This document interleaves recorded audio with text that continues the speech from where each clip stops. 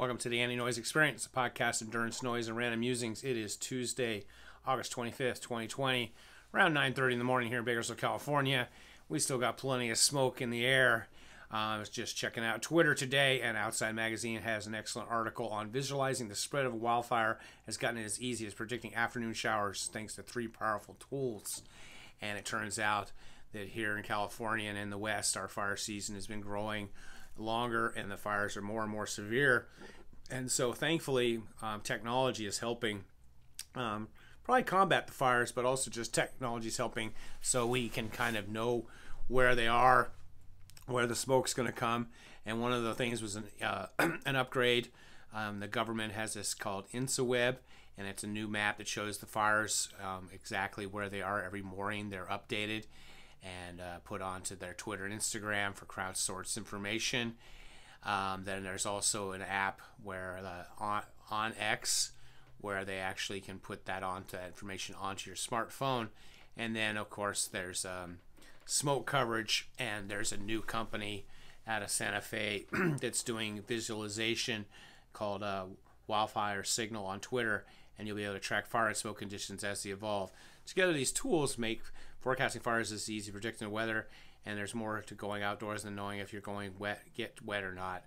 And so, like I said, my friends are doing the High Sierra Trail starting next week on September 3rd, and so fires and the smoke are definitely a concern for us and them. I'm driving them out, and High Sierra Trail starts on the east side of the Sierras and finishes on the west side, Mount Whitney.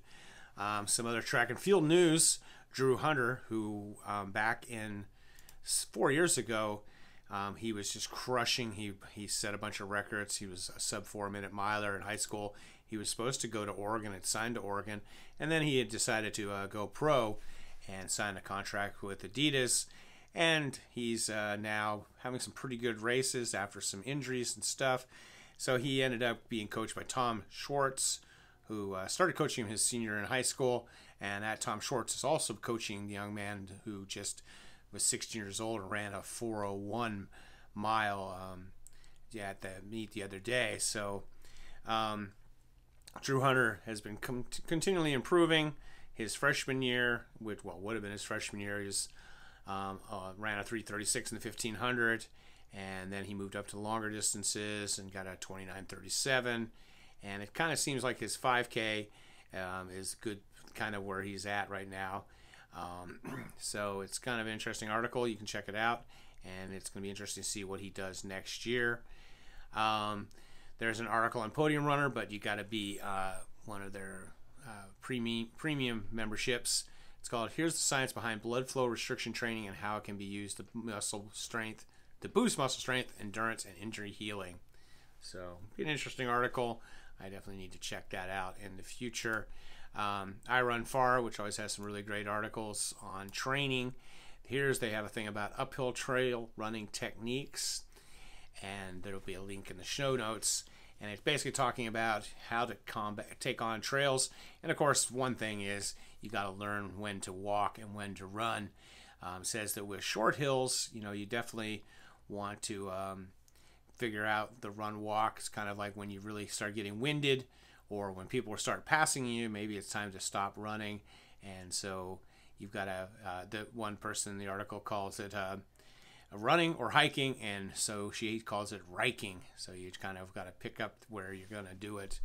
And look on the trail, look for places that you can get good footing, look to where you can, like, little ledges so you're not slipping and falling. And then Kilian Jordan, obviously he does something where he leans forward, but you don't want to lean forward and completely block your airways. But a lot of the really good runners, they lean forward and put their hands on their thighs, almost using their legs as trekking poles, and that way you can use your your arms and get your upper body in a little bit more. So key to going up hills is shorter steps with higher cadence, and that higher cadence will work your cardiovascular system, and the longer steps work the muscles more. So you got to kind of do a balance there. And bad footing, of course, is key, and you just definitely need to look for a place to land. On longer ones, then you definitely got to think about, do I run or do I walk? Anything from a couple minutes to a few hours. Out here in the West, we have these gigantic long climbs, which I'm really good at. short steep stuff gets me. And so there you got to definitely figure out a walking pace versus a running pace. And so a really good article on that. Then a few other retweets. Stephanie Bruce, who runs for Hoka Elite and trains out there in Flagstaff. She says, best lessons I've learned as a pro athlete. Find your way and stick to it. The grass isn't always greener on the other side. Being jealous of other opportunities and success doesn't further your journey. Stay committed and passionate. The sport grows collectively. And that's kind of what I've always thought about. I had a degree in economics, and a lot of times people think that like the market share or whatever, there's a pie out there and you got to get your piece because the pie's only so big. And what it is the pie's not this. When you build interest, the pie gets bigger, bigger, and bigger. So when I opened my record store, there were already a couple record stores in town, but I wasn't too concerned because, I filled my niche and we just created interest. And so you create a market, and that's kind of the whole thing. Everything rises, and what happens is the pie just gets bigger. And so more pieces of the pie and everybody gets some. So, so pick what you like to do and stick to it. That's why I do these podcasts, enjoy them a lot. And hopefully you do. And hopefully if you like them on YouTube, please subscribe. I am trying to slowly get to that 1,000 subscriber thing. Nick Willis says, the biggest change I'm noticing with training racing as I age isn't the speed, but the adaptation to speed takes longer. It used to take 2 workouts at race pace and I was good to go, but now it's more like 4 to 6 weeks. But it does come around eventually. I feel your pain, Nick. I feel your pain. I'm 57 and it takes quite some time to get back. I had my fall back in March. Then I was able to kind of get moving after going to the hospital with that congestive heart failure and taking the meds and stuff.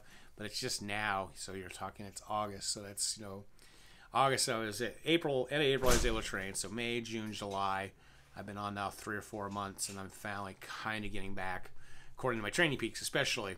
In fact, speaking of Training Peaks, if you want a premium account, you can go to my website, andynoise.com, and I'm offering a premium Training Peaks account to athletes at the same price that Training Peaks charges you per month, but you will have your account attached to me, and I can offer you the Bakersfield Training Program, or just kind of keep an eye on your training. Steve Magnus says, great performers never just hope they'll be on top of their game. Rather, they actively create the specific conditions to elicit their best performance. And that's kind of so true.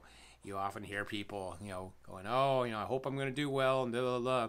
And, but, put in the work, be prepared, get to the race on time, have what you need, have a race plan. It's amazing how many people have almost no plan of what they're going to do, and they end up just doing what they always do, which, it always says, it never works. History repeats itself.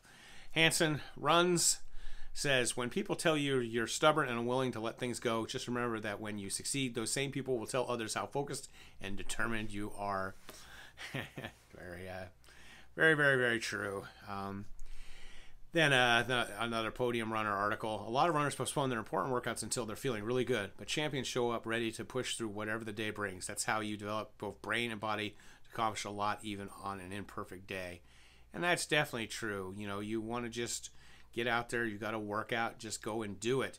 In fact, one of the reasons why doing, the 80-20 rule, doing a lot of, miles, is it protects you from injury, but it protects you from racing your workouts. So, you do the 80-20. So, if you're a 50-mile-a-week person, you do, 40 miles of easy and 10 miles of hard. So when you go into doing those, 10 times 800 Bart Yasso special to predict your marathon, you go in tired. So you don't crush the first bunch or just crush the whole workout and don't really get any benefit from the workout.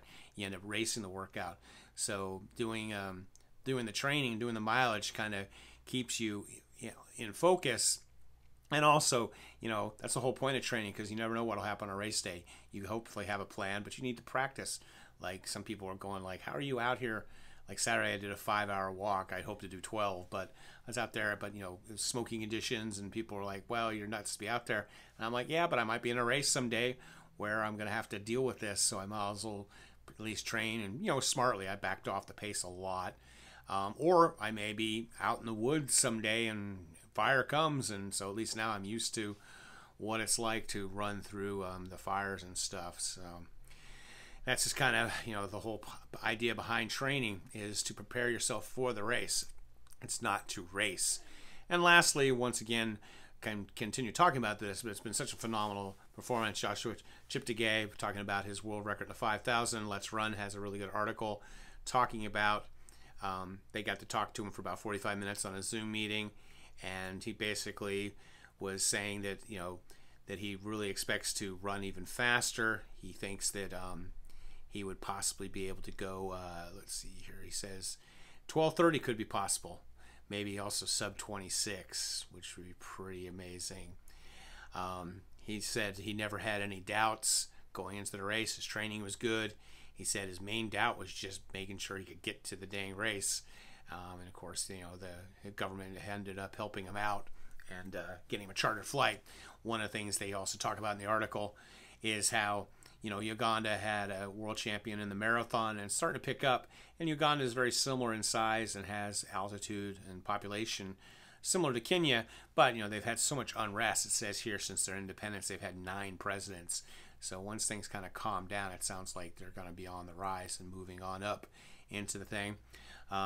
Joshua says that the wave light pacing thing, he really didn't notice it. It didn't really help him a whole lot. He had some pacers for the first half.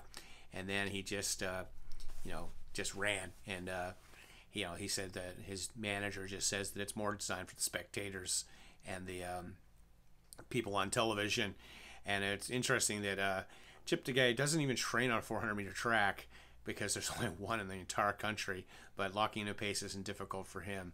He just has that sense of pace. It's interesting, like when I coached high school, lots of kids had no sense of pace whatsoever. The one thing that was interesting with my oldest son was we used to call him our pace pony. When he was a freshman, he could run like 5:20 pace, and we'd put him in a race and he'd run 80, 80, 80, 80. And so we tell people, like kids who went out too fast, we'd say, okay, run with Chris and you'll be okay. Or kids who tended to, needed to hit a time, and he would just be that way. And he did that throughout his career. By his junior year, he could run under 5 and it'd be just 75, 75, 75, 75, which makes a 5-minute mile. So, then also lastly, he says that it was just a great race, and that he's for a long time since his start has been wanting to be the greatest of all time, and that's kind of his whole plan and his manager's plan, and he's looking forward to trying to break the 10K record sometime in the near future, and then of course next year with the Japanese Olympics, it'll be interesting to see what he does there. So that was Endurance Noise Daily, and as always, stay healthy, be boring, not epic.